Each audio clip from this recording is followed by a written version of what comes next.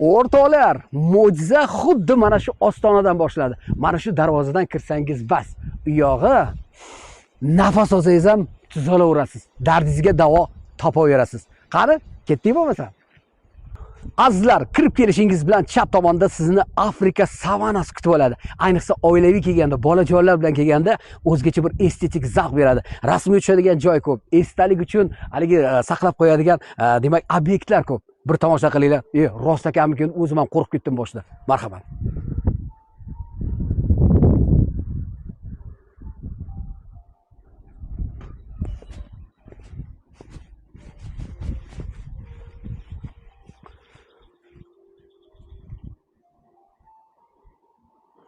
Toza havo sihatgohida o'rtoqlar, mana bunaqa kitlar bor.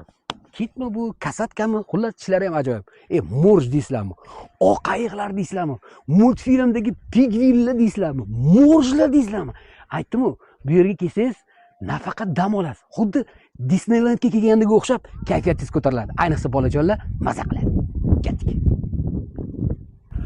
63 gektar maydon, 300 ming dona archa ko'chati ekilgan azizlar. Qolaversa bu yerda kislorod chiqaradigan turli xil daraxtlar biologik olimlar bilan maslahatlashilgan holda ekilgan o'rtoqlar. Bu yerga kelsangiz hamma narsa bor. Inson uchun eng muhim narsa nima? Toza havo. Ibn Sino nima deganida? Agar havoda g'ubor bo'lmaganda inson 1000 yil yashardi. Toza havo mana shu yerda. Azizlar, siz bilan biz aynan mana shu, demak, sanatoriy hududida joylashgan muhabbat cho'qqisida turibmiz. Aytishlaricha, mana shu yerda izhor qilingan muhabbat haqiqiy muhabbat, mustahkam muhabbat bo'larmish. Azizlar, agar to'y arafasida turgan bo'lsangiz, albatta yoshlar mana shu yerga olib keling. Mana shu yerda sevgi izhor qilinsin. Mana shu yerda uzuklarni sovg'a qilinsin. Toza havo sihatgohida o'z hayotlarini boshlasin. Manzarani qara! Haqiqiy Shveysariya dedimmi? Ya aldamanmanmi? Tomosha qiling! Azizlar, toza havo sanatoriyasi bekordan bekor bu yerga qurilmagan. Bu yer sathidan 780 metr balandlikda joylashgan. Ha, yer sathidan, dengiz sathidan emas. Va qolaversa, bu yerda Andijon viloyatini shamol koridori o'tadi. Aynan shuning uchun ham bu yer toza havo sanatoriyasi deb nomlanadi. Tanlovda adashmang.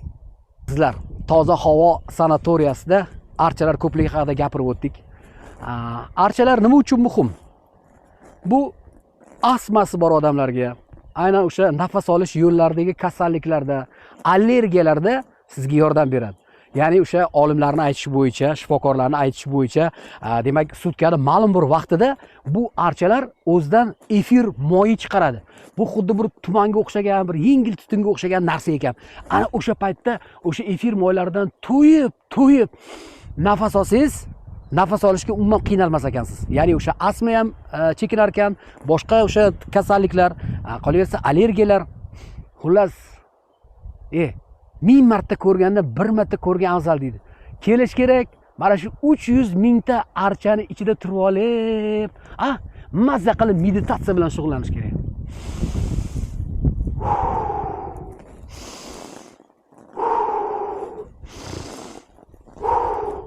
Ochiqni aytganda o'pkam ham hayron qolyapti. Qayerga kelib qolding deb.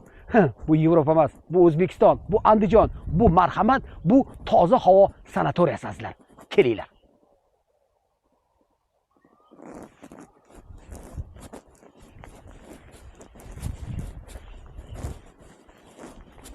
Mana senga olam gul, etagingga siqqanicha ol degani mana shunday bo'ladi. Azizlar, demak, toza havo sanatoriyasidagi pavloniyalarga e'tibor bering. Ularni gullaganini qarang, bularning bo'ylarini qarang. Bular 1-2 yildan keyin shunaqa daraxt bo'ladi. Valigi nima deydi? Bunaqa daraxtlarni oldin biz Yaponiyada, Xitoyda ko'rardik. Mana endi qarang, bularning turishini qarang, gullashini qarang, hidini qarang. O'zidan kislorod chiqaradi. Mana shu tarafi bilan pavloniya daraxti butun dunyoda mashhur. Ya'ni o'sha pavloniyalarning ichida yurib sayohat qilsangiz ham, aynan o'sha o'pkangiz toza kislorodga to'yinadi. Toza. Azizlar, orqaroqda e'tibor bergan bo'lsangiz, demak, o'zimizda milliy bog'imiz ham bor, giloslar bor, shaftolilar bor, olmalar bor. Ularni pishiq paytda kelsangiz bormi yozda? Bay shunday o'zib ham toza havo, ham toza ekologik toza mevalarni yeyish imkoniyati bor. Toza havoda gap ko'p, faqat kelish kerak azizlar, kelish kerak. Nananay,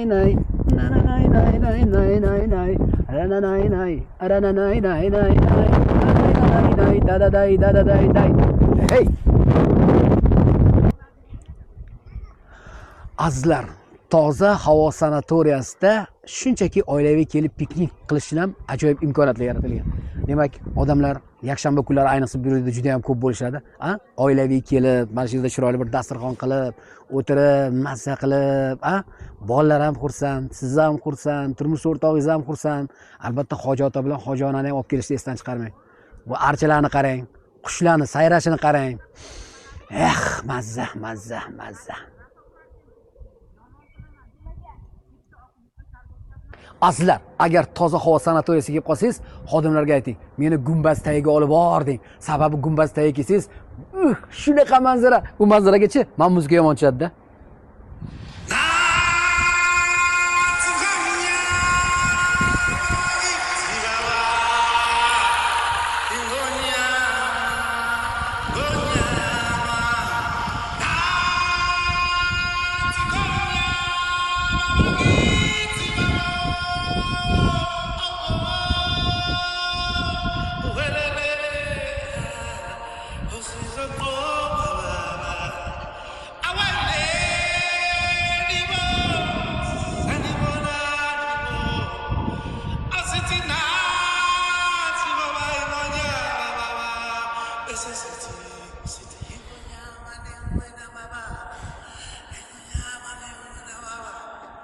Bunaqa mazani hech qayerdan topa olmaysan, Baxtiyor dedi-yu. Tezroq kelinglar.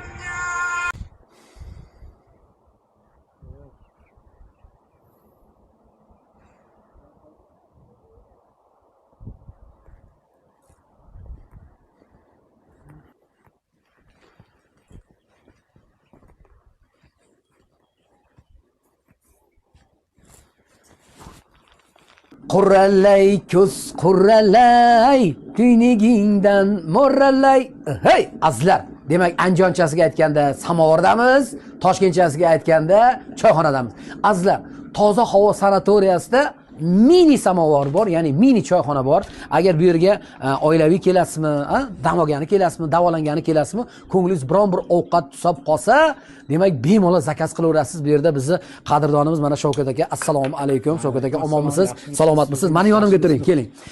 Mana shu Shavkat akam, demak juda ko'p yillik tajribaga ega bo'lgan oshpaz. Mana shu yerga kelgan insonlar hammasi Shavkat akam samovariga kirdingizmi, yo'qmi deb so'rayapti hammasi. O'shancha ataylab kirdik.